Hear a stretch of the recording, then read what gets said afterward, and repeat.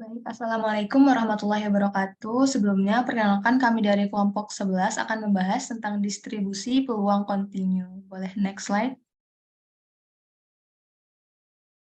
Berikut ini anggota dari kelompok 11 yang pertama, yaitu Heri Dwi Prisetyo yang ber-NPM 20161, Alvin Hakim dengan NPM 20168, saya sendiri Dania Fatimah Sunagi Widodo dengan NPM 20166, kemudian ada Ridwan Alif dengan NPM 20169, dan ada Muhammad Hussein Haikal dengan NPM 20180.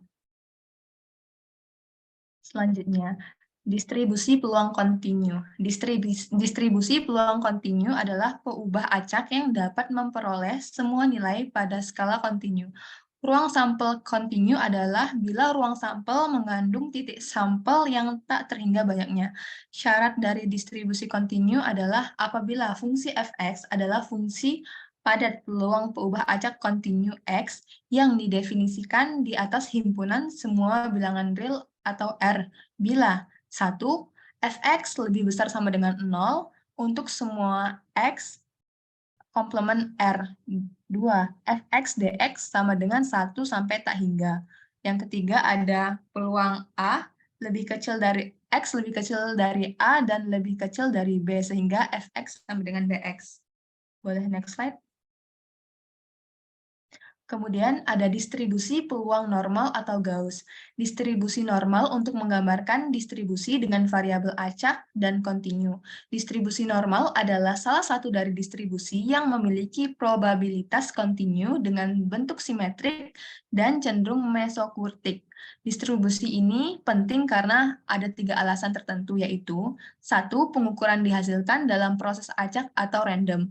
Kemudian 2, distribusi dapat digunakan untuk pembanding distribusi lain. Dan yang terakhir, distribusi statistik yang memiliki rata sampel dan proporsi sampel sering mengikuti distribusi normal. Boleh next slide? Berikut ini adalah contoh soal dari distribusi normal, di mana nilai IQ dari populasi tertentu memiliki distribusi normal dengan rata-rata 100 dan simpangan bakunya 15. Tentukan probabilitas bahwa seorang individu memiliki IQ di antara 85 dan 115. Jawaban. Dalam distribusi normal atau probabilitas dapat dihitung menggunakan tabel distribusi normal standar. Untuk kasus ini, kita perlu mengubah rentang nilai menjadi z-score dan kemudian mencari probabilitas dengan menggunakan tabel tersebut. Z-score untuk nilai 85 adalah Z sama dengan 85 dikurang 100 dibagi 15 sehingga dihasilkan min 1. Kemudian Z-score untuk nilai 115 adalah Z sama dengan 115 dikurang 100 dibagi 15 sama dengan 1. Sehingga kita ingin mencari probabilitas P, X kurang dari 85 dan X kurang dari 115, di mana X adalah variabel acak IQ. Dengan menggunakan tabel distribusi normal standar, kita dapat mencari nilai probabilitas sebagai berikut. Peluang Z kurang dari 1 dan Z kurang dari min 1 dan Z kurang dari 1 adalah 0,6827, sehingga probabilitas seseorang memiliki IQ di antara 85 dan 115 adalah sekitar 0,6827 atau sekitar 68,27. Mungkin bisa next slide. Kemudian ada distribusi peluang eksponensial. Distribusi peluang kontinu eksponensial adalah jenis distribusi peluang yang digunakan untuk menggambarkan kejadian acak yang terjadi secara terus-menerus dan independen dari waktu ke waktu. Distribusi ini sering digunakan dalam analisis risiko dan keuangan, serta dalam model matematika untuk menjelaskan proses alamiah seperti keausan, kegagalan peralatan. Fungsi densitas probabilitas untuk distribusi peluang kontinu eksponensial dinyatakan sebagai berikut, yaitu fx sama dengan lambda pangkat E, tanda kurung min lambda x, di mana lambda adalah parameter skala positif yang menentukan tingkat kejadian acak. Fungsi ini memiliki nilai minimum 0 dan nilai maksimum tak terbatas, dan area di bawah kurva fungsi probabilitas sama dengan 1. Nah, distribusi eksponensial dapat dilihat seperti grafik di bawah. Kemudian, ada contoh soal dari distribusi eksponensial. Nah, yang pertama itu waktu tunggu pelanggan di sebuah restoran cepat saji adalah sebuah variabel acak eksponensial dengan rata-rata 4 menit. Tentukan probabilitas bahwa seorang pelanggan harus menunggu lebih dari 5 menit sebelum dilayani. Jawabnya adalah dalam distribusi peluang eksponensial probabilitas dapat dihitung menggunakan fungsi densitas probabilitas. Dan PDF dan fungsi distribusi kumulatif CDF. Untuk kasus ini, PDF diberikan oleh fx sama dengan 1/4e pangkat min x per 4, x lebih besar daripada 0. Dan CDF diberikan oleh fx sama dengan integral ft dt dari 0 hingga x. Nah, untuk mencari probabilitas bahwa seorang pelanggan harus menunggu lebih dari 5 menit, kita perlu menghitung nilai probabilitas P X sama dengan lebih dari 5, di mana X adalah variabel acak waktu tunggu pelanggan. Nah, PX lebih dari 5, lebih besar daripada 5 ini sama dengan 1 min PX lebih kecil sama dengan 5. Kita dapat menghitung PX lebih kecil sama dengan 5 dengan menggunakan CDF sebagai berikut. Fx sama dengan tanda kurung integral 1/4 E pangkat min T per 4 dt tutup kurung dari 0 hingga 5. Nah, dapat ditemukan jawaban sama dengan 1 min E pangkat min 5/4. Maka Px lebih besar daripada 5 sama dengan 1 min Px lebih kecil sama dengan 5 sama dengan E pangkat min 5/4 sekitar 0,2865 atau sekitar 28,65%. Jadi, probabilitas bahwa seorang pelanggan harus menunggu lebih dari 5 menit sebelum dilayani adalah sekitar 0,285 atau sekitar 28,65%.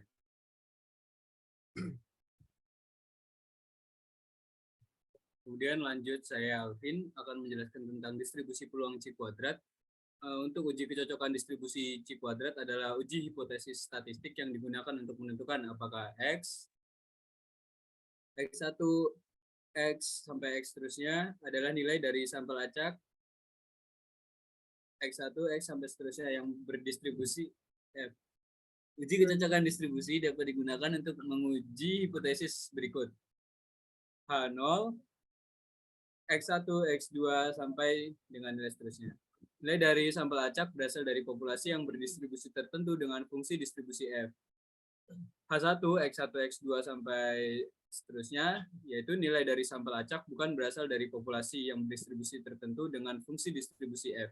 Statistik uji untuk uji kuadrat adalah X kuadrat sama dengan sigma X untuk 1 sampai dengan M, dikali NX min NPX pangkat 2 dibagi NPX. Distribusi Q kuadrat juga merupakan distribusi dari variabel acak kontinu. Yang perlu diperhatikan dalam menentukan nilai X dari distribusi X2 adalah derajat kebebasan dan besarnya nilai peluang. Gambar di bawah menyajikan distribusi X2. Next. Contoh soal distribusi C kuadrat. Dalam sebuah penelitian dilakukan untuk menguji hipotesis bahwa sebuah populasi memiliki deviasi standar yang sama dengan populasi lain. Sampel terdiri dari 15 pengukuran dan varian dari sampel tersebut adalah 3.1. Jika hipotesis 0 adalah benar, maka distribusi varian sampel yang dinormalisasi dapat dianggap sebagai distribusi C kuadrat dengan derajat kebebasan atau degrees of freedom sebesar 14. Hitunglah probabilitas bahwa nilai varian sebenarnya dari populasi pertama lebih besar dari 4. Untuk penjelasannya, dalam distribusi peluang C kuadrat, nilai C kuadrat dihitung berdasarkan jumlah kuadrat dari variabel acak yang diambil dari distribusi normal standar. Dalam kasus ini, sampel terdiri dari 15 pengukuran dengan varian 3.1 dan kita ingin menguji hipotesis bahwa populasi memiliki deviasi standar yang sama dengan populasi lain. Untuk menghitung probabilitas bahwa nilai variasi sebenarnya dari populasi pertama lebih besar dari 4, kita perlu menghitung probabilitas bahwa nilai C kuadrat yang dihasilkan dari sampel lebih besar dari 4.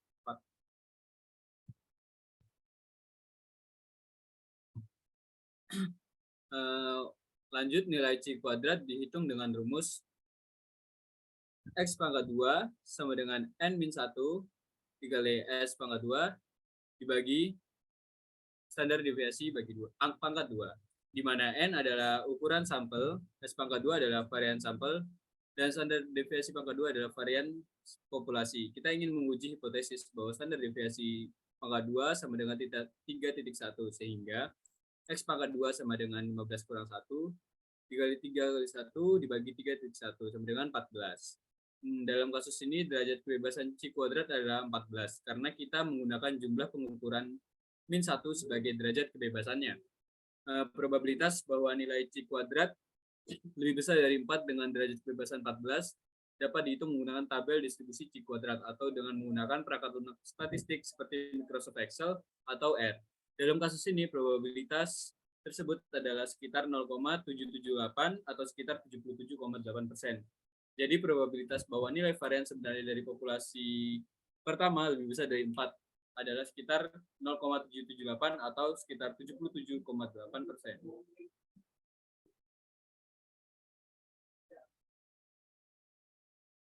Selanjutnya masuk ke distribusi student atau T, adalah distribusi probabilitas yang digunakan dalam inversi statistik untuk menguji perbedaan antara dua sampel distribusi normal ketika variansi populasi tidak diketahui.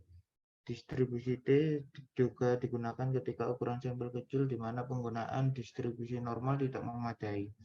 Untuk menentukan nilai T tergantung dari nilai peluang dan derajat kebebasan. Nilai T ini dapat dicari dengan menggunakan tabel distribusi T pada gambar berikut ini.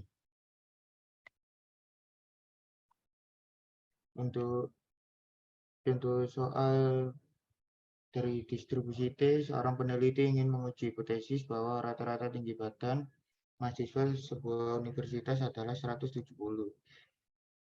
cm. Sampel terdiri dari 20 mahasiswa dan rata-rata tinggi badan sampel adalah 172 cm. Dengan standar deviasi 5 cm jika tingkat signifikan adalah 0,05, apakah peneliti dapat menolak hipotesis 0 dan mengatakan bahwa rata-rata tinggi badan mahasiswa di universitas tersebut tidak sama dengan 170 cm? Jawab, dalam distribusi peluang student, nilai T dihitung berdasarkan perbedaan antara rata-rata sampel dan rata-rata populasi yang diestimasikan dibagi dengan standar deviasi.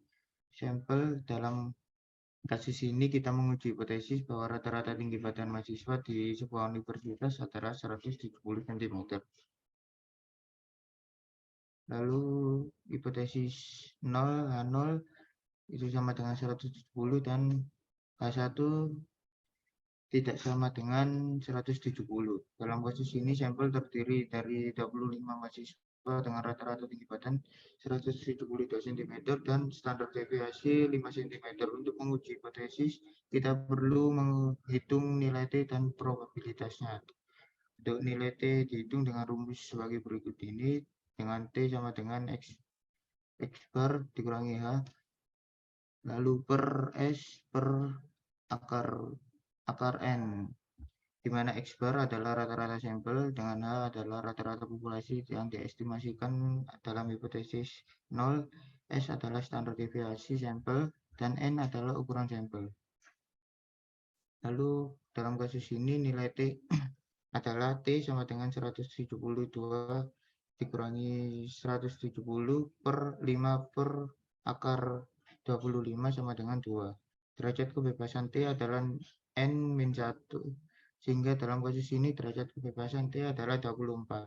Probabilitas nilai T lebih besar dari 2 atau lebih kecil dari -2 dengan derajat kebebasan 24 dapat ditemukan menggunakan tabel distribusi T atau dengan menggunakan perangkat lunak statistik seperti Microsoft Excel atau R. Dalam kasus ini, probabilitas tersebut adalah sekitar 0,031 atau sekitar 3,1%. Karena nilai probabilitas tersebut lebih kecil dari tingkat signifikansinya 0,05, maka peneliti dapat menolak hipotesis 0 dan mengatakan bahwa rata-rata tinggi badan mahasiswa di universitas tersebut tidak sama dengan 170 cm. Jadi berdasarkan analisis tersebut dapat disimpulkan bahwa rata-rata tinggi badan mahasiswa di universitas tersebut tidak sama dengan 170 cm dengan tingkat signifikansi 0,05.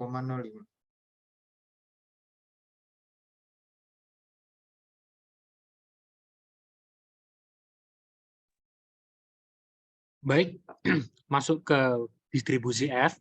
Tabel F atau F tabel adalah sebuah tabel yang menyajikan nilai kritis dari distribusi F. F tabel dapat digunakan sebagai uji F, di mana nilai F statistik yang diperoleh dari uji F dibandingkan dengan nilai kritis yang ada di tabel uji F. Untuk menggunakan tabel uji F atau tabel distribusi F, kamu memerlukan 3 nilai, yakni derajat bebas pembilang atau numerator atau V1, dan derajat bebas menyebut atau denominator atau V2, dan yang terakhir tingkat signifikansi. Untuk menentukan nilai F, dengan nilai A tergantung dari 2 derajat kebebasan, yaitu V1, yaitu derajat kebebasan pembilang, dan V2 atau derajat kebebasan penyebut. Next. Nah, berikut merupakan untuk grafik dari distribusi F. Next. Untuk contoh soalnya, pembuatan tabel frekuensi dengan kelas merupakan selang atau interval. Berikut ini adalah data siswa yang hadir untuk mengikuti bimbingan belajar pada 20 hari terakhir di suatu lembaga bimbingan belajar. Data siswa tersebut disajikan pada tabel di bawah ini, di mana data siswa yang hadir pada 20 hari terakhir di suatu LBB adalah sebagai berikut. Next. Nah, sesuai dengan uraian yang telah dijelaskan, terdapat 3 tahapan dalam pembuatan tabel frekuensi, yaitu A. Penentuan banyaknya kelas atau K, B. Penentuan selang dalam kelas atau I, dan C. Penentuan batas kelas terendah untuk kelas pertama. Next. Nah, untuk penentuan banyaknya selang kelas atau K, penentuan banyaknya selang kelas dihitung berdasarkan persamaan, yaitu sebagai berikut. K sama dengan 1 ditambah 3,3 log N, di mana K sama dengan banyaknya kelas dan N banyaknya jumlah data. Berdasarkan data yang diketahui bahwa jumlah unit data yang diamati adalah 20 hari, sehingga pada contoh kasus ini, N atau jumlah data adalah 20. Selanjutnya akan dihitung banyaknya selang kelas berdasarkan data siswa yang hadir pada 20 hari terakhir di suatu LBB, menggunakan persamaan di atas sehingga diperoleh hasil sebagai berikut. K sama dengan 1 ditambah 3,3 log N sama dengan 1 ditambah 3,3 log 20 sama dengan 5,2 atau 5. Next. Nah, untuk penentuan dalam selang kelas atau I, penentuan selang dalam kelas dihitung berdasarkan persamaan, yaitu sebagai berikut. I sama dengan R bagi K, di mana R sama dengan X max dikurangi X min, dan K sama dengan banyaknya selang kelas. Untuk menghitung selang dalam kelas, terlebih dahulu kita harus mengetahui range atau kisaran dari data yang kita miliki. Berdasarkan persamaan di atas, range atau kisaran diperoleh dengan menghitung selisih nilai pengamatan tertinggi dengan nilai pengamatan terendah. Nilai pengamatan tertinggi atau Xmax pada data adalah 35, sedangkan nilai pengamatan terendah atau Xmin pada data adalah 6. Sehingga range atau kisaran data adalah R sama dengan 35 dikurangi 6, sama dengan 29. Next. Nah, untuk penentuan batas kelas terendah, untuk yang pertama dapat langsung menggunakan nilai pengamatan terendah pada data.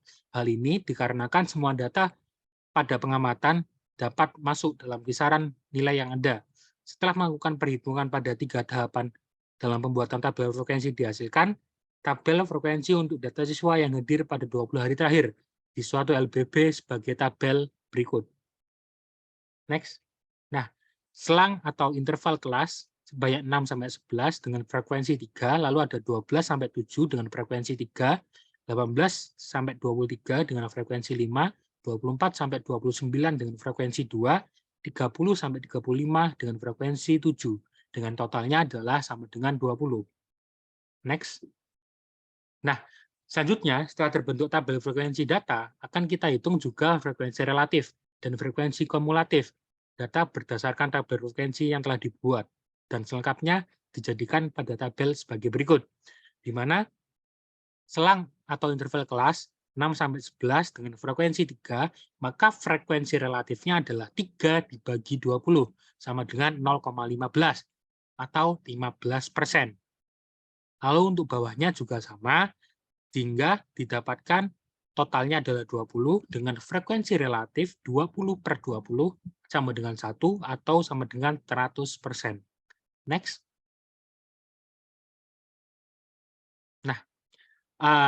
kurang lebih itu yang dapat kami sampaikan dari kelompok 11, yaitu penyampaian atau presentasi distribusi kontinu untuk presentasi tugas besar. Kurang lebihnya mohon maaf.